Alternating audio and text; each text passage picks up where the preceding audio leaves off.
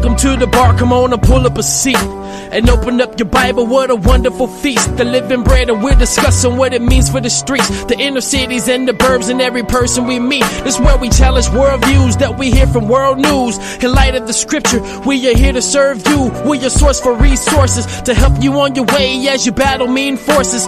This is for the people who can see the importance of sound theology and the scripture that support it. And this is for the truth lovers, biblically reforming, preaching Christ to the nations. Yeah, welcome to the modern Reformation. Yeah, The B.A.R, biblical and reformed.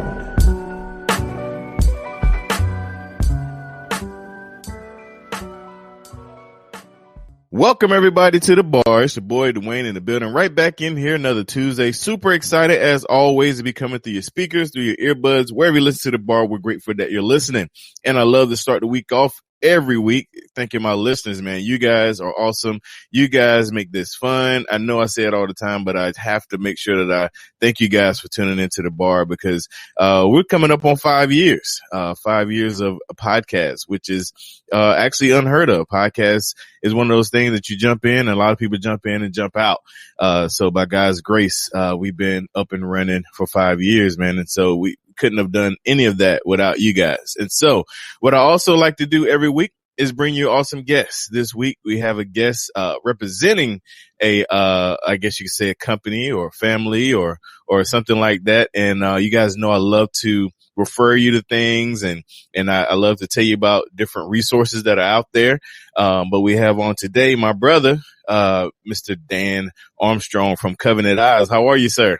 I'm doing well, Dwayne. Thank you so much for having me, and congratulations on 5 years. I didn't realize we were coming up on that. Yeah, man. Yeah, March will make 5 years. Awesome. When this show drop, it'd probably be the end of March to April, so it'll be on time by then. Big deal. So, Dan, start off, man. I like to let my guests introduce themselves. Since this is a little different, I'm gonna let you kind of introduce yourself as well as the company that you represent. Absolutely. Thank you again so much for the opportunity. My name is Dan Armstrong. I'm the public relations specialist at Covenant Eyes. I've been here since January 1, 2016. So it's coming up all of 2016, 17, 18, 19, so more than 4 years here. And I'm Nice. got married in 2007, and I got 5 kids. So I've got Ashley is going to be 12 this year. Aubrey is 10, Amelia is 7, Duncan is 5, and Ayla is 1.5. And we just got a dog this weekend, so Pixie is 16 months. She's a Newfoundland. Nice. Nice. So we added to our family. But that's me and my family. But professionally, been with Covenant Eyes for 4 years. Prior to that, for about 3.5 years, I was with a free market public policy think tank in Midland, Michigan, called the Mackinac Center. I did marketing and communications for them. And then prior to that, I was a news anchor and reporter for 2 NBC stations in Michigan. One was based out of the Flint area, and one was based out of Marquette, Michigan, which is in the Upper Peninsula. And I didn't even know that place existed until I went up there for my job. It was good stuff, though. Yep. It's the life of a gypsy when you're into TV news, that's for sure. You start small, and then you work your way all the way up. So you start sometimes in Lubbock, Texas, or Alpena, Michigan, or Billings, Montana, or you get your start wherever you can, and then you work your way up to the bigger markets, and hopefully you make something of yourself. One of my claim to fame is about a week before I was hired at my job in Flint, they hired a meteorologist there called Ginger Z. And I thought, oh, okay, this is kind of cool. And she's now the chief meteorologist for Good Morning America on ABC. So she made it all the way. So she's one of the only ones that actually got pretty far. So good for her. Congratulations on her. So, and also I'd like to, since we're celebrating anniversaries and our podcast being 5 years old, Covenant Eyes this month turns 20 years old, if you can believe that. Oh, wow. Yeah, 20 years. And it used to be a really primitive, and I hate saying primitive when it comes to digital stuff, because technology just on its face is so hip and cool and the latest. But man, back in the days, Covenant Eyes used to be just like a web log of all the places you went to. So you had to look at this spreadsheet and you'd say, okay, I want to make sure you went to some, good sites and not bad sites. And it was tough for the person to see. But nowadays it's just so slick and just so, we have technology that no one else in the whole world does. And it's because of the Lord's goodness. The Lord has given us talents and abilities to create things, just as the world is creating such bad stuff. And boy, it seems like every day worse and worse things are coming out. I mean, you got stuff like sex dolls, sex robots trying to replace real people. And that's really what pornography does, is it replaces a real relationship with pixels. It replaces people with pixels. So people actually bond to pixels, and they're on their phones more than they've ever been before. They're on their devices more than they've ever been before. And it's just so sad to see that. So what Covenant Eyes does is it brings people back together. It bridges the gap between technology and relationships. Because most of the time we use a technology to escape. So we'll sit down on the couch and we'll Netflix. That's now a verb now, kind of like Googling. We Netflix. When you made it. When you're a verb, when you Dwayne something, that means you made it. Yeah. So I'm sure your kids probably say, "I've been Dwayne," or "I've been Dad." So when you're a verb, so you Netflix for hours and you binge on stuff for hours, or you take your device and you go somewhere. Mine's Candy Crush. I can't get off of Candy Crush.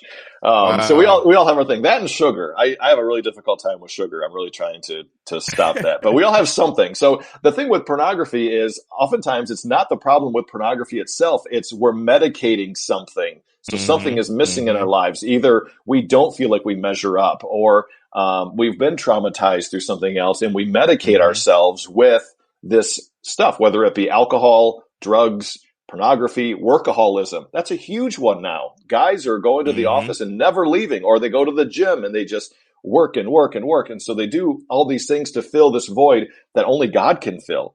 And that relationships need to bring people back together. So all of that is part of my introduction, but we'll get more going on, like the statistics and everything. But that's my personal life and my professional life. I was saved when I was about 5 years old, baptized a few years later, and just so proud that Jesus chose me and my family, and just so proud to be here and talk to your audience. I know they're all about grace, and that's what I'd like to talk about. Amen to that, brother. That was a great introduction, man, and I appreciate you going in and out of those little details, giving me great points to bring up. Sure. But I want to start foundational, and this was something we talked about when we screened. Give us the history of Covenant Eyes and how the company came to be. You're teeing me up so well, Dwayne, because I'm a storyteller. If you couldn't tell, I do this, man. This is what I do. You're in the zone. I'm Dwayning right now. Dwayning right now. God put you on this earth to do this, Dwayne. I hope you realize that. So yes, you're fulfilling this mission, and I'm just part of the ride. So the Covenant Eyes started out of tragedy, which is an interesting way of starting a company. Very few companies start out of tragedy. Our founder, Ron DeHaas, is a scientist, loves being a scientist. He's a geologist. If you were to walk into his office, you would see all kinds of pictures of rock formations. You would see actual crystals and rocks and all kinds of fun stuff. It's like walking into a museum when you walk into his office. So he's a rock guy. He loves rocks, and he loves studying that stuff. He's a scientist through and through. He had a wife who was a petroleum engineer, and they met on an oil rig, which is one of the most romantic places I can think of to meet women. Right. Okay, so you're single guys, get into science, and maybe you'll meet a woman on an oil rig. So anyway, but more kind of, and I say this in the most affectionate way, kind of nerdy, just real academic kind of people in all the best way possible. So they got married, and they had a 7-year-old girl and a 4-year-old boy at the time. This is 1992.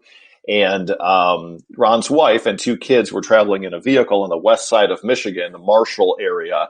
And there was an accident that happened in front of them on the highway. So they stopped because of the accident. And immediately after they stopped, a tanker truck with a full tank of gas or kerosene slammed into them at highway speed. Now, either the driver fell asleep or he just never saw them. And it blew up their tank, their gas tank, and killed them all instantly in a fiery inferno. They had to use their dental records to identify them because there was nothing left. Ron still has 6 coins that were in the car at the time. They were charred, but that was almost the only thing that survived that crash. So imagine having a Job experience. That's what Ron really talks about it as.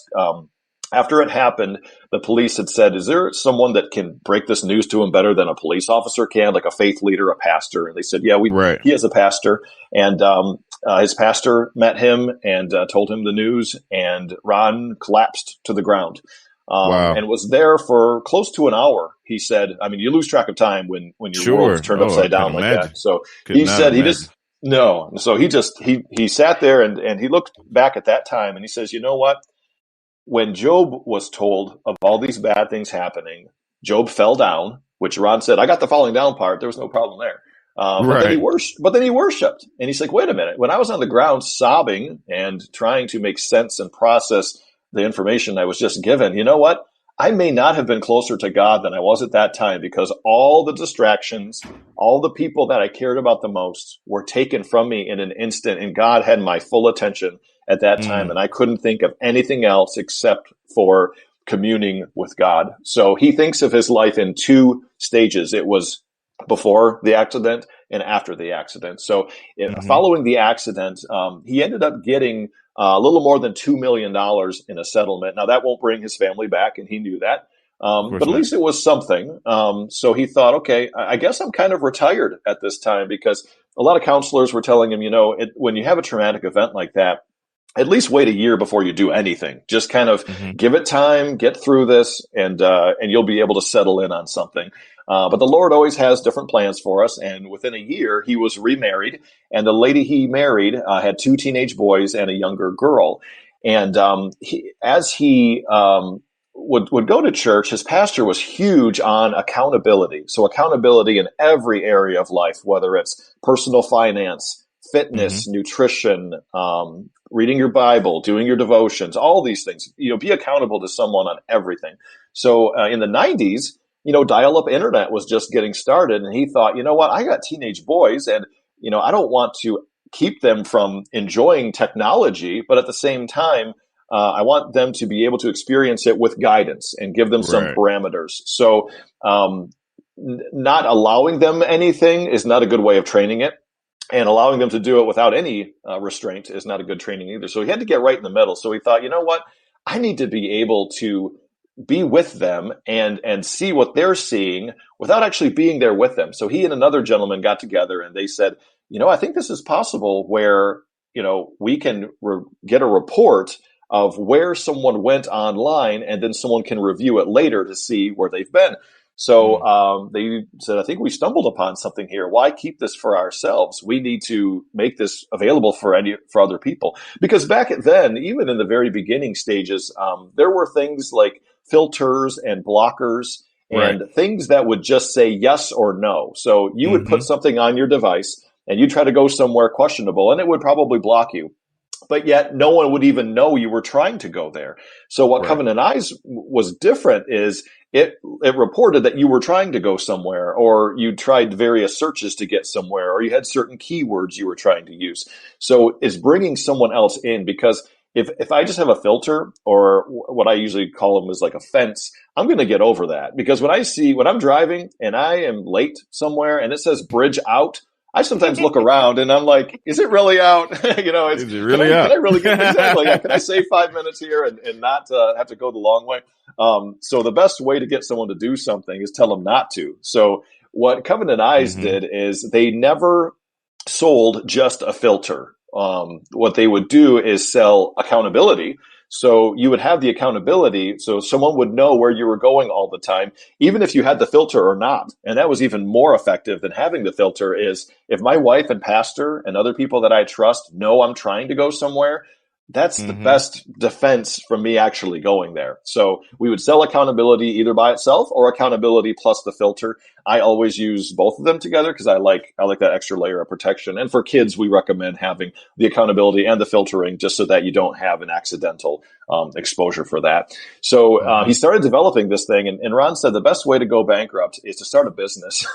And he started plenty of them in his life. He's a serial entrepreneur. And when you're paying, people to develop your product, you're getting a building, you're doing all this patent work and all this licensing work, and you have no product that you're selling. I mean, all the money's going out instead of coming in. He said the money went a lot faster than it came, and was pretty depressed a lot of times, thinking he drove by McDonald's and would say, you know what, I would love a cup of coffee right now, but I can't even afford that because every penny is into Covenant Eyes, because he rolled the rest of the money into what's now Covenant Eyes. And the Lord started blessing, and eventually, as getting things started, Promise Keepers and Focus on the Family were two of the first affiliates that got under and supported Covenant Eyes and was recommending the service to other people to kind of get the word out for that. So they really undergirded and supported the company at a very early stage that kept it going.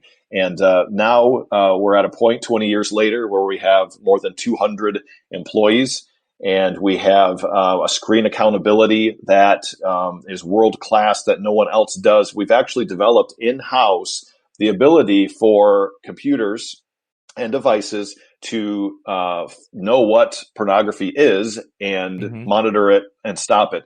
Another God thing that happened, we had gotten a contact from a gentleman who said, this is 2 or 3 years ago, he says, I work for the NSA, for the government, and my skills are image recognition and artificial intelligence.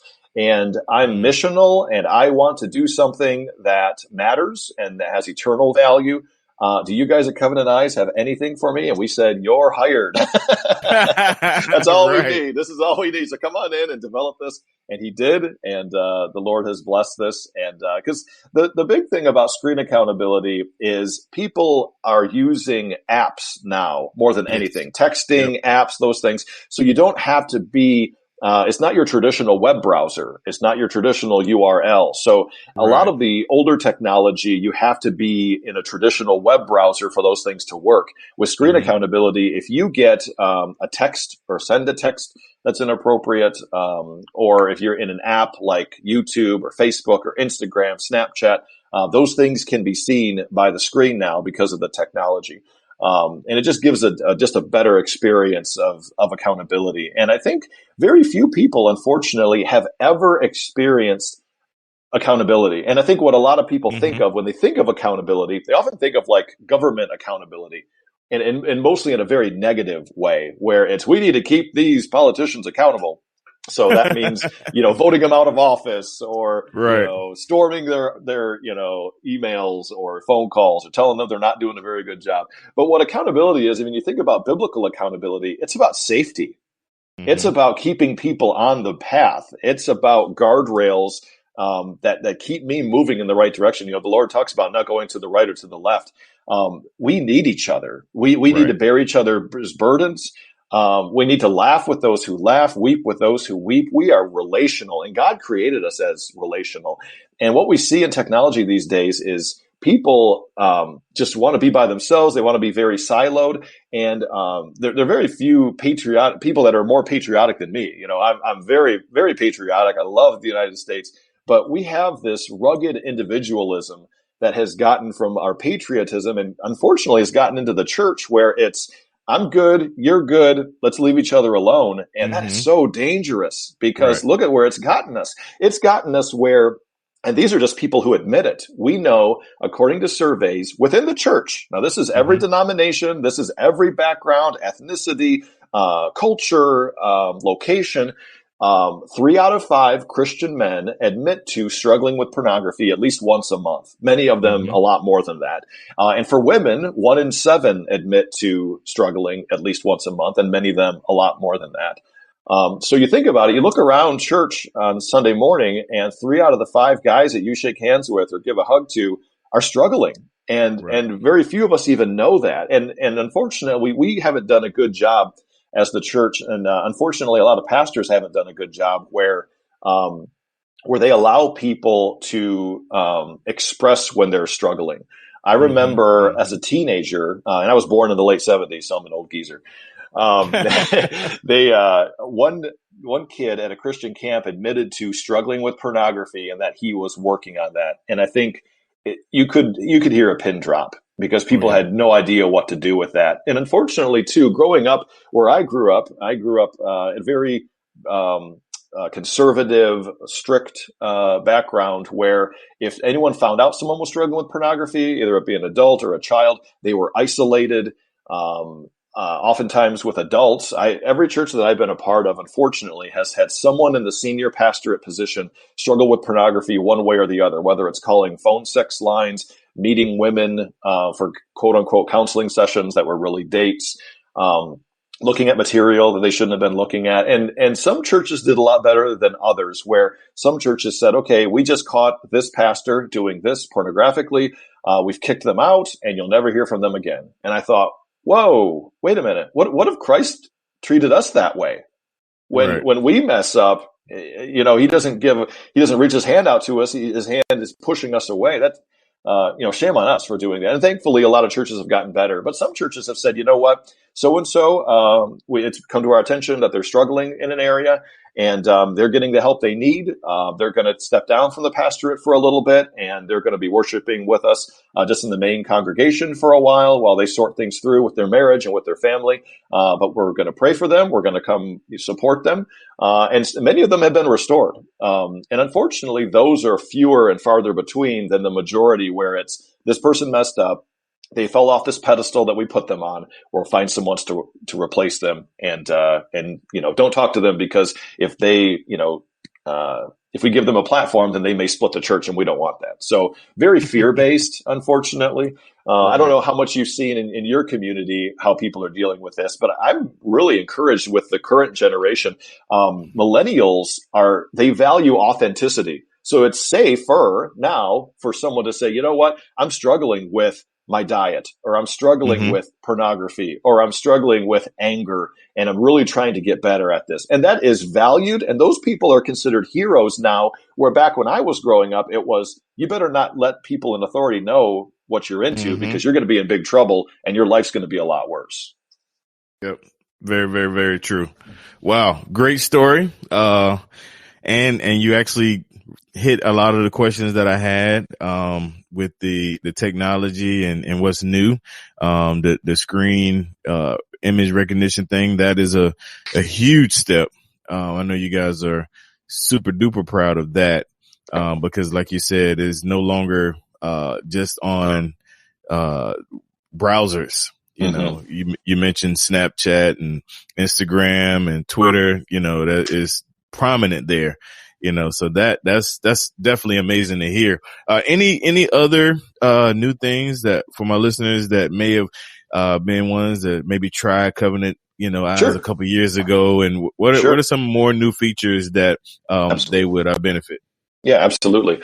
And just to kind of put a bow on that story, I didn't finish the complete story. So the story is, with Covenant Eyes, every family that is restored, every marriage that's protected and put back together, every individual who's living in integrity now digitally is a testimony to Ron's family.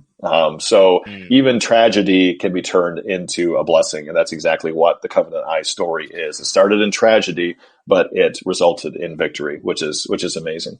With when it comes to, we're improving every day, and I get the emails from our tech team when they're updating things, when they're fixing bugs, and those come through many times a day.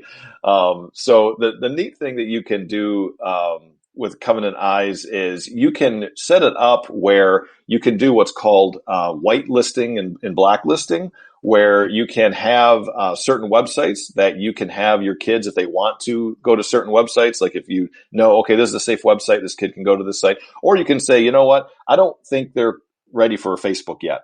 Or I don't think they're ready for YouTube yet. That's too much of a temptation. Or I don't think they're ready for a certain thing. You can actually have those either blocked or allowed based on your settings and your preferences. On our mobile devices, we have it so that you can lock down your device so that if people are struggling with a certain app, they can't download it.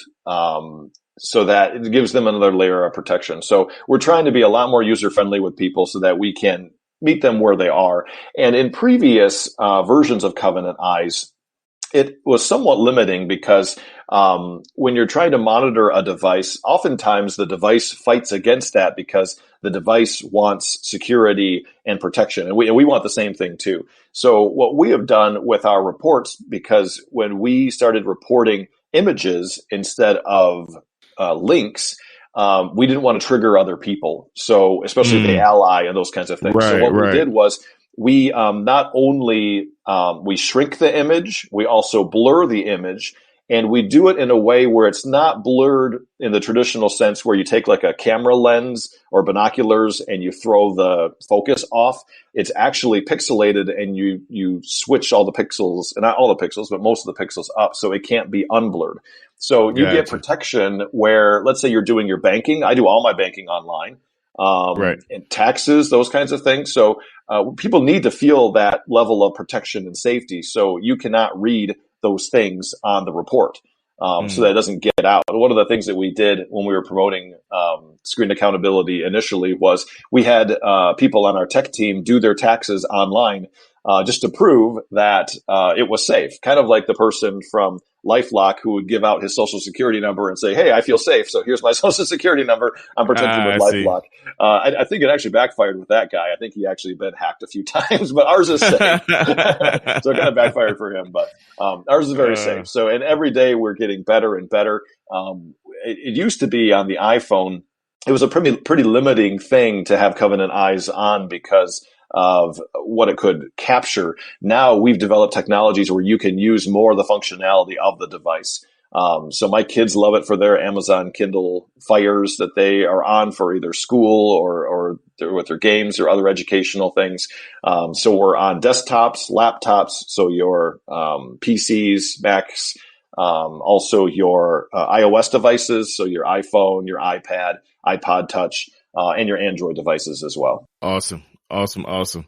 Good deal, man. That sounds awesome. Sounds amazing. I wanted to say too, I appreciate you coming on, man. No problem. I also forgot. So for your listeners, specifically, I'd like to give them an offer because I think a lot of people are probably listening to this and thinking, this is great. I would love to experience this. And you don't have to be struggling with pornography to get Covenant Eyes. This can also be a protection for you as well. So for those people who would like to try this out for 30 days for free, you can go to covenanteyes.com, and then as you go through the sign-up process, there will be a promo code field that they can fill in. And if they put in the B.A.R, THEBAR, all lowercase, all one word, they will get their first 30 days free, just for your listeners. Wow, that's awesome. I really appreciate that, man, for sure. Sure.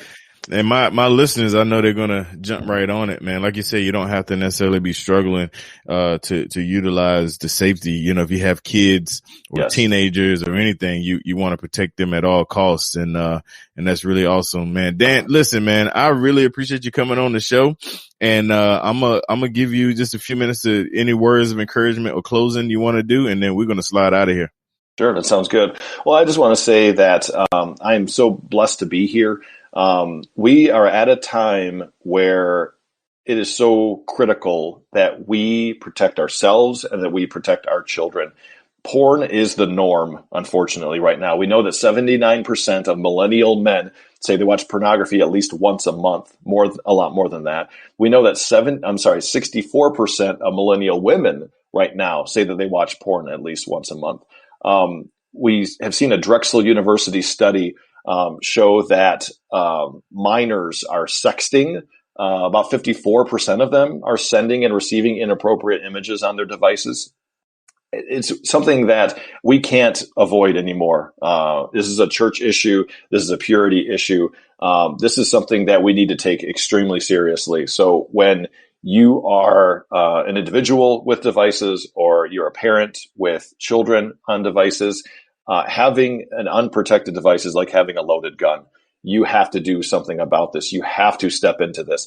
And you don't have to be extremely tech savvy to help. I would rather have someone who's not not tech savvy and teachable than someone who is extremely tech savvy and not teachable and indifferent and apathetic about these kinds of things. The future relies on this and rests on this. So we need to stand up. We need to train ourselves and our kids to be courageous in this culture, to be able to defend what we believe in and stand for truth. And you can do that by taking those steps. And Dwayne, I appreciate you, man. And I thank you for not being afraid of addressing real issues, because just by addressing this issue, I know we have helped someone out doing this, because oftentimes we don't talk a lot about the tough stuff. But I really appreciate this platform, and I really appreciate what you're doing. And congratulations on 5 years. Here's to 50 more. Thank you, sir. 50. Whew, I don't know. You got this. Pace yourself.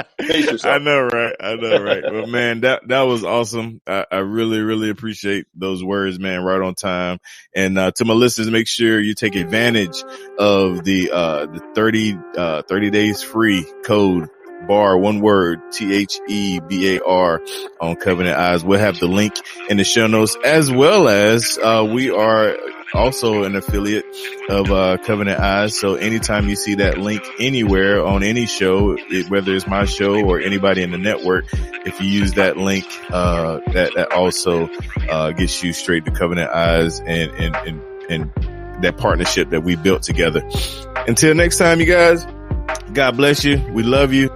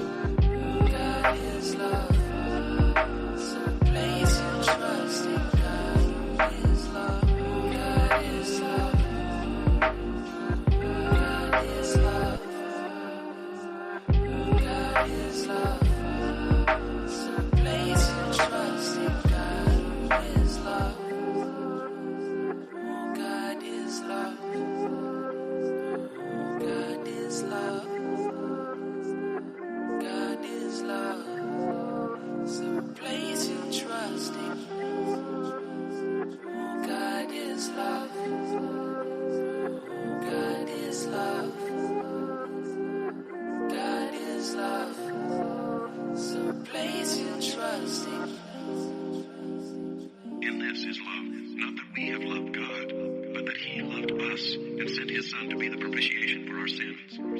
Beloved, if God so loved us, we also